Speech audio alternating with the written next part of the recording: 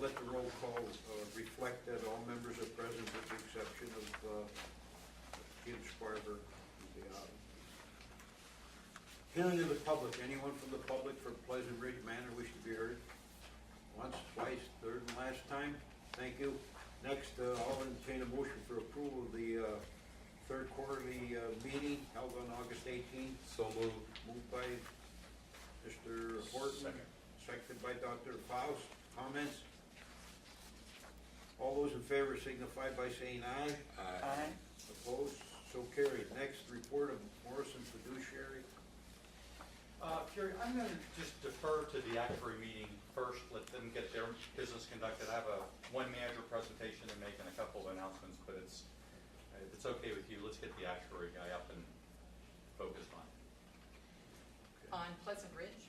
On Pleasant Ridge, we don't have much to discuss because most of the work was completed earlier this year and already discussed at earlier retirement board meetings. The only item I did want to mention was our office did prepare a study this summer of what the anticipated contribution is for 2017 for the Pleasant Ridge retirement plan. The current year, the contribution requirement was $1.1 million. Next year, we are anticipating that contribution to be $1.7 million. Obviously, we're going to true that number up once we complete the 2017 valuation. The key items that impact that contribution are investment returns and also the interest rate environment that we're in. As you're aware, the Pleasant Ridge plan falls under the private sector funding rules, ERISA rules, and those are governed by current interest rates rather than a rate that we use for the governmental plans. We're in a declining interest rate environment, and that is one of the key factors that is pushing that contribution up for next year. So anyway, that's really the only item that was new, was we did that study to do an estimate of next year's contribution. Everything else has been finalized earlier in the year. Okay, what you're saying is that these are still under this is the ARC that you're talking about Yes, for Pleasant Ridge Manor under the ERISA program. Yes.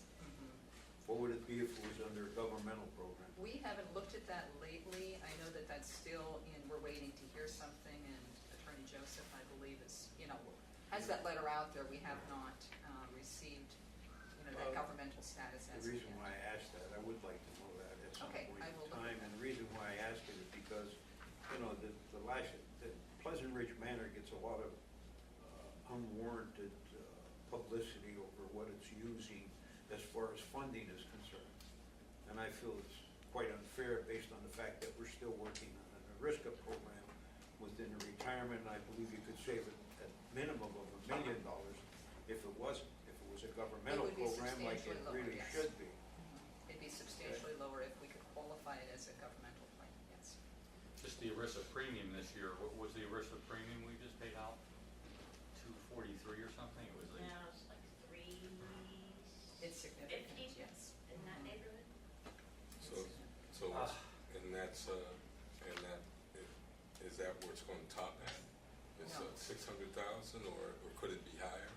It's going to go higher on as far as paying the insurance premiums. The Pension Benefit Guarantee Corporation provides insurance for pension plans in the private sector, and that is increasing each year. Yes, Yeah, so I that guess, will increase. I guess what I'm asking is, so we looking forward to jumping up another $600,000 next year? No, I wouldn't expect it to jump that much within another year's time, but the contributions are continuing to escalate because we've been in this prolonged low interest rate environment, and we're forced to use bond rates when we value the liabilities. I will say, just a comment on performance, so far this year in Pleasant Ridge, the return in the fund is about a 6.67% versus an actuarial estimate maybe 7.5%. So from a performance-wise, we'll be close. I think what the actuary is saying is that the lower the interest rates, they just calculate that in a way that makes the highest possible liability, and you're at the lowest, 40-year low in interest rates. If interest rates would go up 0.5% or 1%, this little bump would disappear just because the anomaly of this discounted interest rate, which is so darn low. And I'll give you the 930 assets for Pleasant Ridge, then you'll use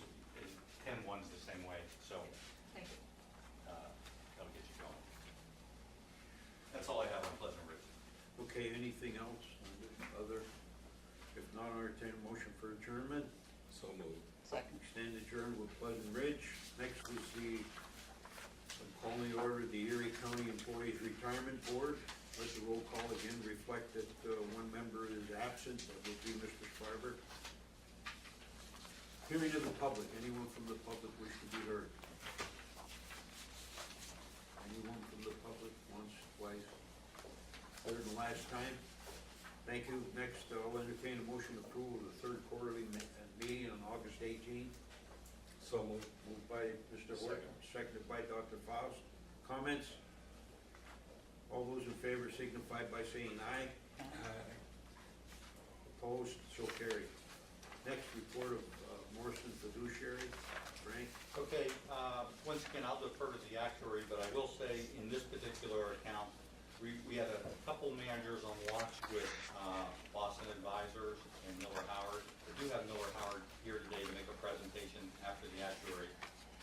The return in this account so far this year is up maybe only 6%, so we're falling behind a little bit based on some manager underperformance. The only other headline, we'll have in the November meeting, we'll have a full-blown quarterly report, so this is really more of an actuary meeting. But I will say, I wanted to mention that we did do some research on Wells Fargo. Now, as you know, that particular organization has had a change at the very top. They've had an investigation, they've had federal penalties, they've had testifying in front of Congress.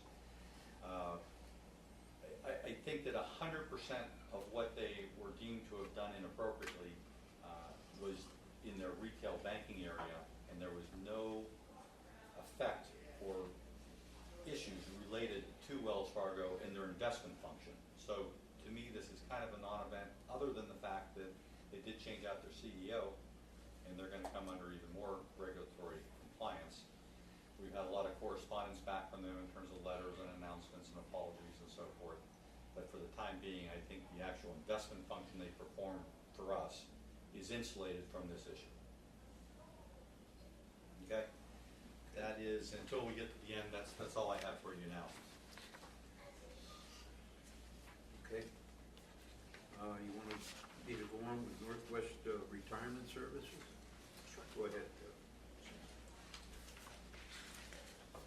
Each year, our firm provides many services for Erie County, and some of the primary items that we prepare are reports. The first item, the key item, is the valuation report. And as part of this valuation, the purpose of it is to determine how well funded the plan is, to ensure that it remains funded to provide not only retirement benefits for current retirees, but also future retirees as well. And we went over the valuation results earlier this year, but I'm just going to hit a couple of key numbers. As a result, or when we did this valuation, we determined that the plan was funded about 94%, meaning that the current actuarial value of assets to liabilities is right around the range of 94%, so slightly underfunded. The annual required contribution that we determined for 2016 was $4.3 million, and the county is currently making monthly contributions into the plan to have that full amount paid by year end. These determinations are based on various assumptions. One of those is an interest rate of 7.5%, and that is something that we review each year with Frank. And when we look at that, we look at not only at past performance of plan investments, but we also look at anticipated long-term rate of return based upon the diversification of the current trust fund and those mixes between equities and fixed income investments. When as part of this valuation, we determined not only the ARC for this year, but then during the summer we also do a study to look at what we expect the ARC to be next year. As I mentioned, this year's ARC was $4.3 million. Next year we are expecting the ARC to be in the range of $4.5 to $4.7 million, so slightly larger than what it is this year. We had recently found out that some of the assumptions we use, one of the assumptions we use is a salary increase assumption. But we anticipate salaries to increase in the future for your current active employees. And we had recently were provided some information that some of those are higher than what we're anticipating. So that will have an impact on the ARC and our estimated ARC for next year. We will determine exactly what that impact is going to be when we prepare our 2017 valuation, but I still believe that the 4.5 to 4.7 is a reasonable range for next year. Another key item that we prepare each year is reports that are required under governmental accounting standards. And this is a relatively new concept in the past couple of years. In the past, the liabilities, the unfunded liabilities of the plan were presented in the notes to the financial statements of the county. And under these governmental accounting standards, the unfunded liability is now being shown on the financial statements itself, and the expense of those are shown on the income statement. And as of 12/31/15, that unfunded liability that is showing of $15.9 million.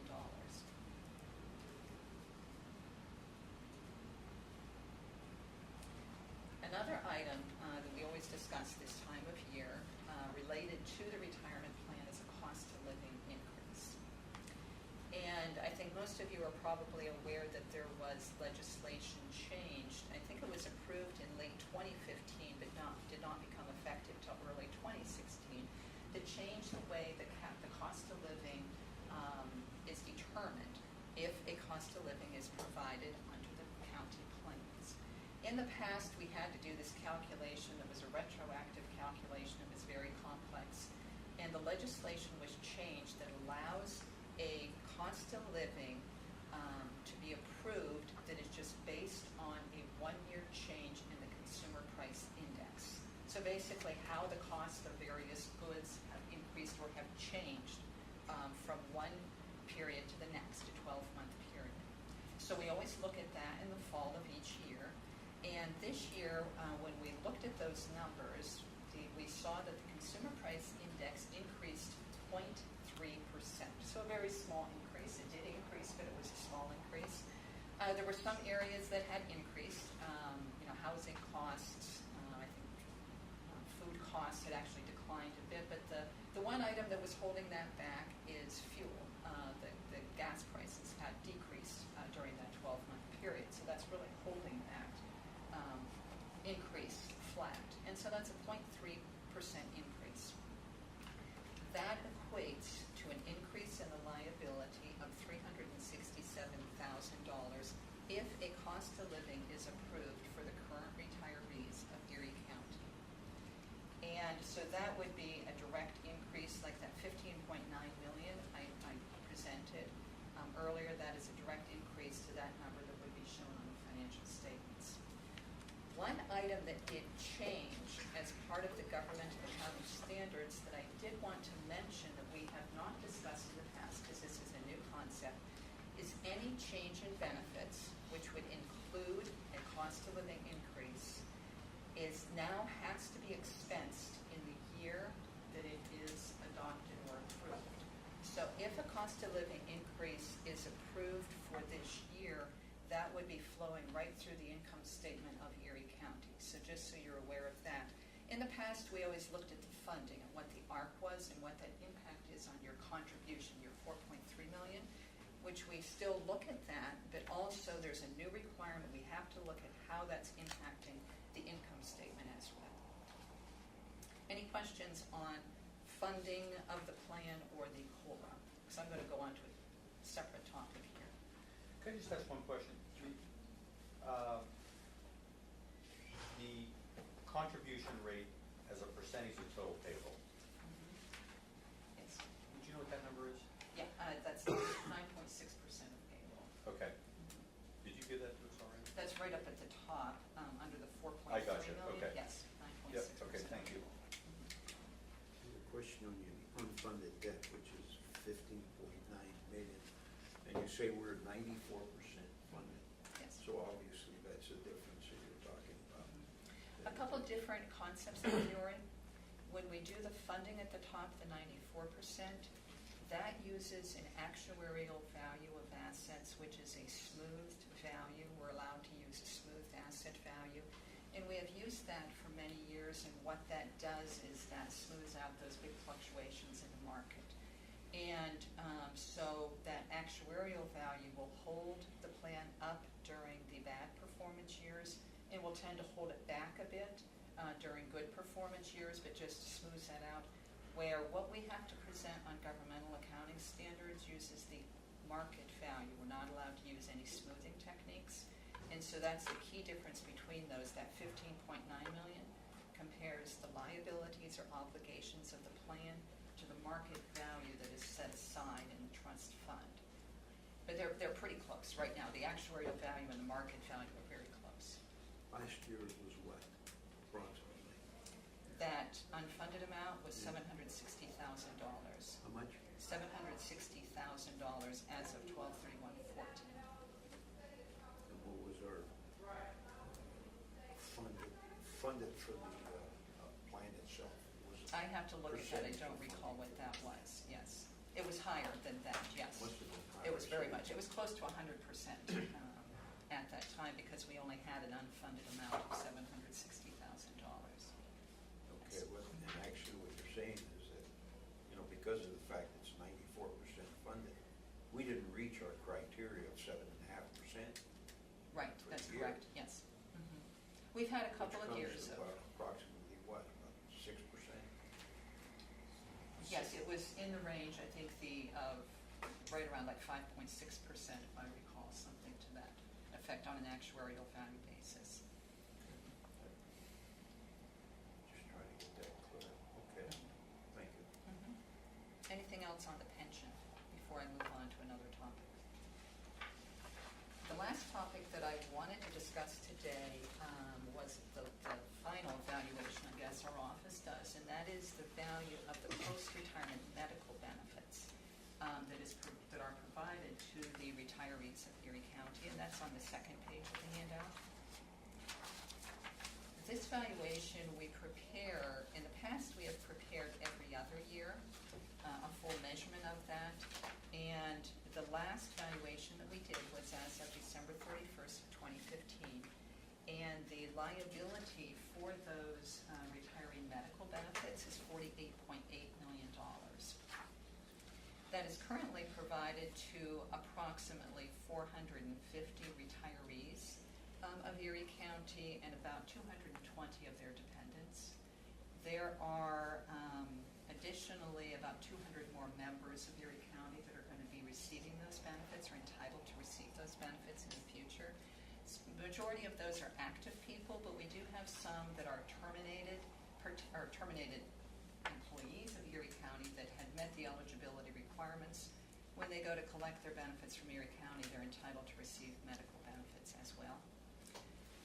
I wanted you to be aware not only of this, what the current liability is, but also significant changes that are taking place regarding the post-retirement medical benefits. As I mentioned regarding the pension, there's new rules under governmental accounting standards regarding the pension, and those changes have been brought into the financial statements. This change is also happening now with the post-retirement medical benefits. And so starting with fiscal years that begin after June 15th of 2017 or for your 2018 fiscal year, the liability is going to be required to be shown on the countywide financial statements. So that $50 million or so liability will be on the countywide financial statements, and also the expense for these benefits are going to be shown on the income statement. So I just wanted to give you that, just so you're aware of that we're going to be moving forward and presenting different information in future years than what we have in the past. And with that, this plan is different than the pension plan in that we do not have assets set aside to fund these benefits. And so that is a total unfunded liability, that $48.8 million. That liability, we currently base that upon a 4% interest rate. Under these new governmental accounting standards, they state that if these obligations are not funded, if there's not monies, which most are not, but if there's not money set aside, they require that the liabilities be determined based upon 20-year municipal bond rates, which I checked what those current rates are, and we're currently in the range of 3%. So we would be, if that stays true until our next valuation on these, we would be valuing the benefits at 3% rather than 4%, so that liability will be increasing significantly above the 50 or the $48.8 million. So anyway, so again, I just wanted to mention that is a big change that's coming about for the post-retirement medical, so that we're kind of gearing up for that, and what will be required to be presented on financial statements in the future. Any questions on that piece? And Cindy, I don't know if you know, but I think Sue Ellen would know. Sue Ellen, how much is in the 2017 budget for post-retirement benefits? Sorry, Mary, I don't know. off Do the you top know of what my we head. had this year in 2016 in the budget? No, but I'll give that, I can send it to you. What you actually paid, right? I'm sorry. You mean what you actually paid? Yeah, what I'm actually curious. came out of the budget to pay for that, because since it's unfunded, we do it, through our, We pay as we go, you're we correct. pay as we go. So that's what I want to know, how much did we actually I pay? can forward all that information to the board members. Any guesses Let's get though, or upstairs. anything? I think it's in the range of $2 to $3 million. I think it's it's been going up slower. I think it's only been going up it's high, but around 7% a year. Before it was going up closer to 10 to 12% a year, Right, but somewhere maybe around 3 million. somewhere around. Okay, thank you. I have one question. You indicated here that medical benefits covered approximately 450 retirees and 220 dependents. In other Yes. words, that's part of the 450 you're talking about? No, that's additionally on top of the 450. The 450 are the actual employees of Erie County who retired, and then the 220 are their spouses or dependent children. So there's Aren't they- 670 actual bodies, I guess, or so that are covered by the medical benefits. But don't they pay for their own benefits? No. The- No. If the retiree passes away, Yeah. and they have a surviving spouse, the surviving spouse can stay under the Erie County medical plan, but they pay the premium for that. Well, that's what I thought. Yes. Isn't that what these 220? No, the would reflect? 220 are if you have a retiree who is married, the Erie County plan provides coverage for the Okay. retiree and their I spouse. understand that. I was just wondering if that 220, would it be part of the 450? No, that's 670 bodies that it would cover. Okay. Yes. Spouse and dependent children. Yes, While the retiree's alive. that's correct, yes. Yeah. Now, what happens when the retiree passes away, the spouse is we no longer pay for the spouse or the dependents, either one? I believe that is That's correct, correct. yes. Right, okay, But they can buy into that. At 100%, they pay 100% of the cost. okay. Okay. Just on that point, I didn't realize the liability was this high, but I have seen plenty of counties actually start to fund that. Sometimes they fund it with a bond issue, sometimes they fund it with excess cash. That 4% or 3% discount rate goes to a 6 or 7% discount rate. And it actually ends up being a pretty good arbitrage. You don't fund the whole amount, but you put a decent slug in there and see if you can earn your way along. Yeah, that's a good point. But pay-as-you-go.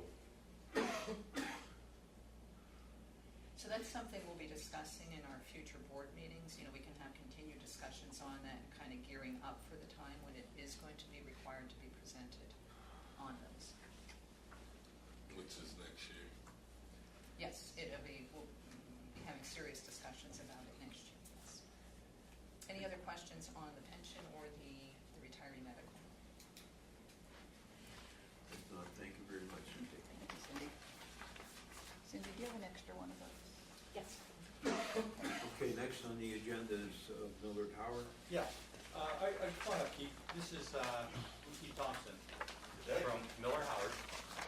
As you know, we allocated a relatively small percentage to the energy limited partnerships, and we've gotten off to kind of a slow start in this particular asset class.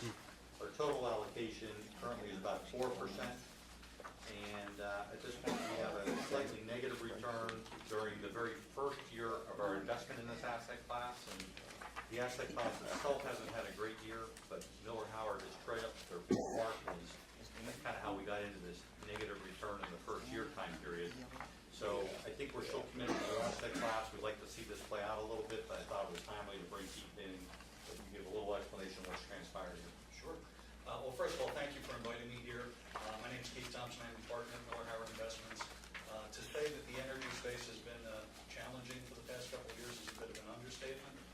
That being said, when you look at the state of Pennsylvania, recognize that there are 50,000 individuals in the state of Pennsylvania right now that are receiving monthly checks as a result of energy in the state. So this is a real space. It's a real asset class. The incomes that are thrown off are real and sustainable. But like a lot of areas that have had challenges in up and down markets, especially in significantly down markets, there does tend to be bifurcation in terms of where the performance comes from. And that spread has been enormously wide here in the MLP space over the past, I would say, 12 to 14 months. Just to give you some perspective on some statistics, there were 123 MLPs in existence, publicly traded MLPs. Of those MLPs, 35 of them either cut or eliminated their distributions during this downturn. So close to 30% of those names cut or eliminated their distributions. 2 of them have gone bankrupt. Of those 35 that have cut, 18 of them have been drillers. These are the companies that actually stick the straw in the ground. They take title to the commodity. They are subject to the whims of the ups and downs of that commodity, and as a result have a business model challenge when you have a significant drop in that commodity. 2 of them have been companies like sand companies that are kind of essential to the fracking story, and 12 of them have been pipes. These are the folks that move from point A to point B, which is the space that we operate in. So again, not an insignificant portion of the names that are available to be publicly traded have had challenges during this market cycle. Keep in mind those names in the pipeline area that have had these difficulties have been extraordinarily leveraged. They've been the lower quality names. From our standpoint, our portfolio is typically between 15 and 20 names. Right now we own 18 names in the portfolio. Since your inception here, you've had 0 cuts. North of 70% of the names that we own have not only continued to pay their distributions, but are increasing their distributions. Beyond that, these are the healthiest of the healthy.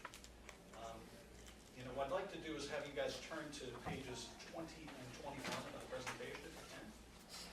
And I want to go over some of the metrics that we look at that we think are important, and then point out some of the differences between the space that we own and where the performance has come from in quote-unquote the Alarian this year. First and foremost, the names that we own are the healthiest companies. They're the companies with the strongest balance sheets. These are the companies that service the most productive shale plays all throughout the lower 48. These are the companies with safe distributions, growing distributions. To give you some perspective, this year, those are the names that perform the worst. Most of the pain for the time period that you folks have been involved in the strategy came basically in the second quarter of 2016. Heading into the year, I think a lot of folks were looking for a rebound in the energy space, and we went back into the teeth of pain in that universe. MLPs right out of the chute dropped probably another 25% after being down in the mid-30s the prior year. During that time period, as a high-quality manager, in every cycle like this, both in the past and I will tell you we will do it in the future, we look at that as an opportunity to really upgrade our portfolios.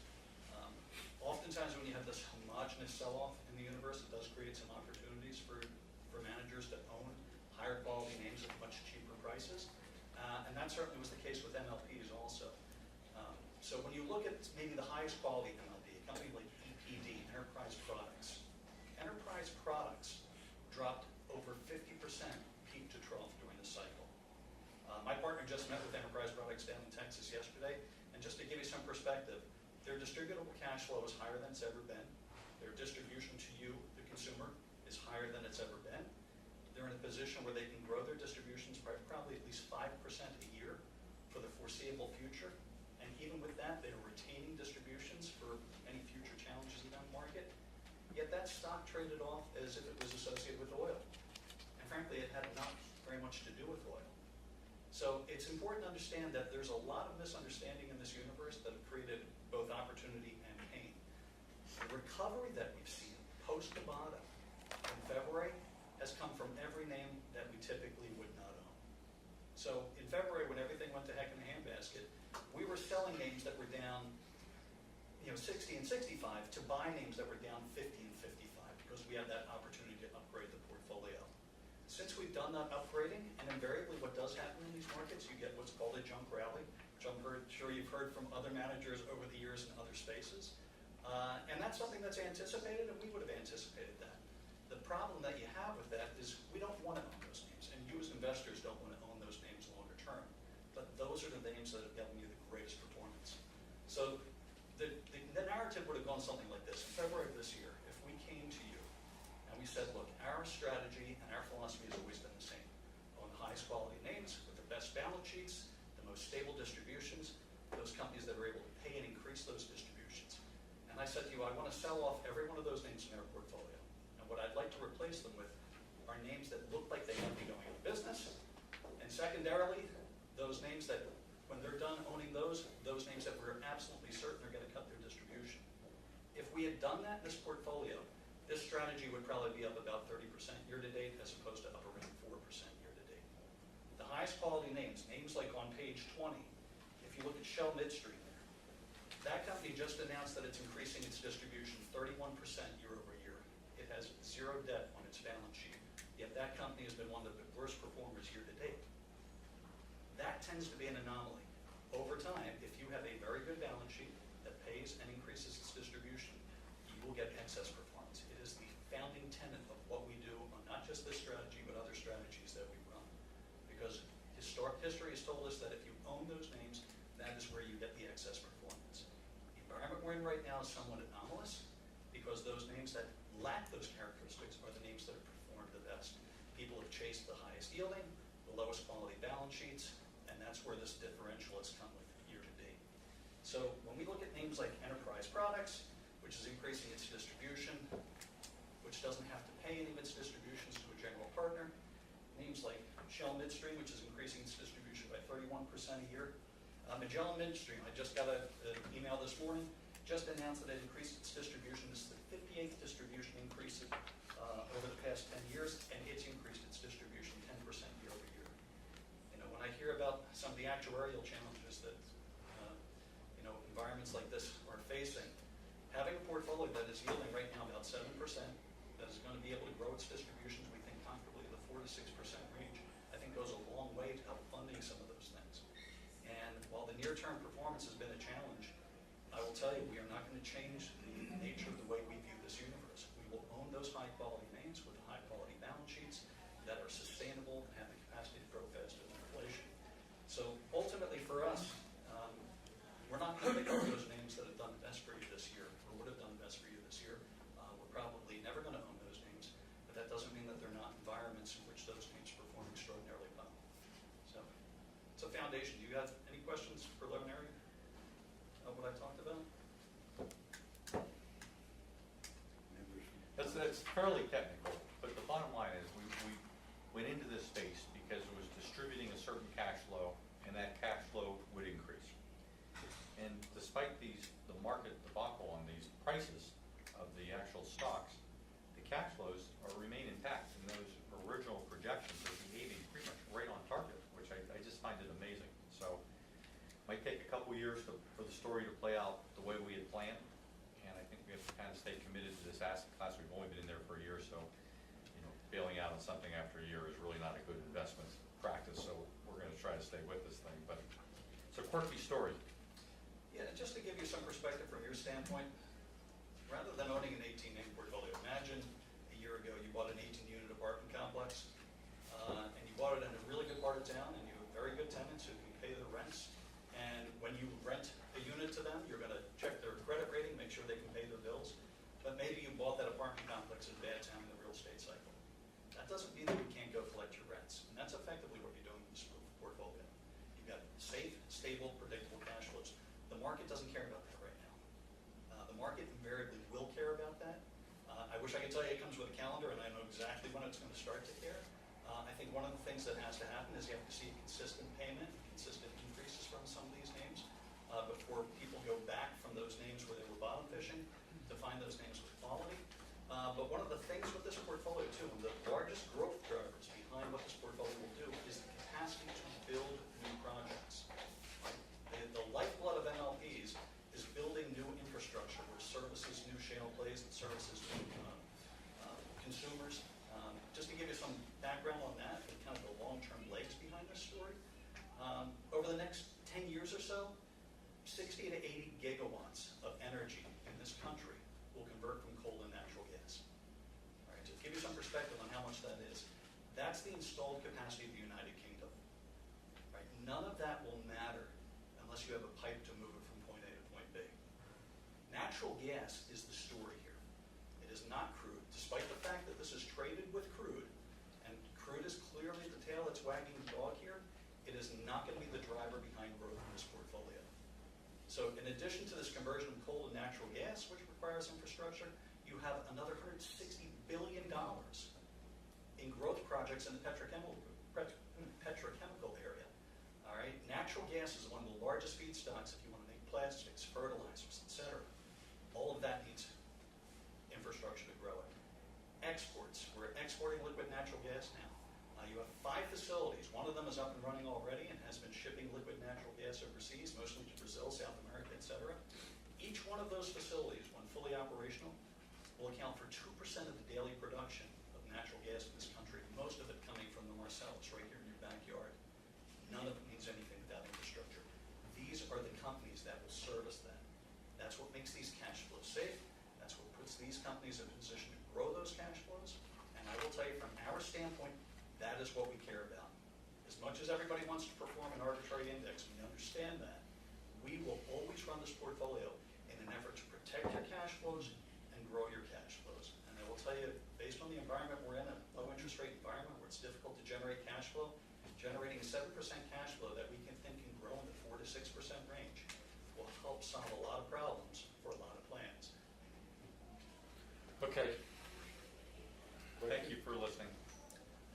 Questions from anybody? Just now, we are reinvesting our cash flow. So basically, as it goes back into the portfolio, we are buying more Correct. of these similar stocks. Correct. Yeah, one of the things I've been trying to tell our plan sponsors and our clients, as painful as this is from a performance standpoint, longer term, this is one of the best things that'll ever happen to you, because as these stocks, the higher quality names stay depressed, and the yields are good, and the cash flows are good, and the growth of cash flows are good, you're able to buy more shares at lower prices, higher yields, and rising cash flows. You accelerate the compounding effect of the reinvestment of these distributions that you're getting right now. Somewhere along the line, if you choose to start using these distributions for things, the whole point is that they're going to be there for you to be able to pay some of the things that you need to pay. So yeah, correct, you were reinvesting into some of these higher quality names that are paying great cash flows and rising cash flows. Our portfolio, again, year to date, 18 names, 71% of these names have increased their distribution. The rest are flat. Well, in environments like this, a lot of these high quality companies do retain some of that cash flow to make sure their balance sheets are strong.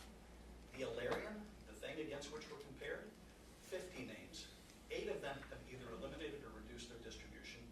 46% of them are flat, 46% have increased and the rest are flat. If you looked at those things side by side and you say, which one of these things would I want to own? It's kind of a no-brainer. Yet this is the one that's done well this year. We have been doing this long enough to know that we're not going to chase after something because it's done well. If we came to you and did that and said, we want to sell the high quality to buy these, that's when you should fire us, because that's not what you're hiring us to do. You're hiring us to protect and grow your cash flows, and that's what the strategy has done and will continue to do. And by the way, 2017, for a lot of these companies, looks a heck of a lot healthier than the past couple of years. So do I know that this thing is going to go through the roof? No, I don't know that, but I think the cash flows and growth of cash flows are a reasonable expectation. Any other questions? That's it. Okay, anything other from the members of the board? I'll entertain a motion for adjournment. Stand adjourned. Thank you very much.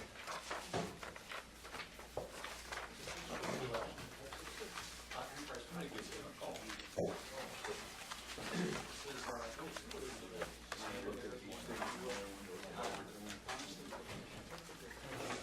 Next year, it's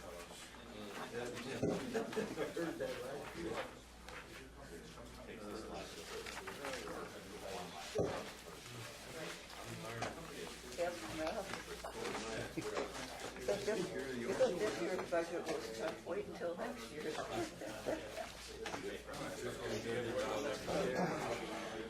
When all those liabilities have to go on the balance sheets and the costs go up. Yep.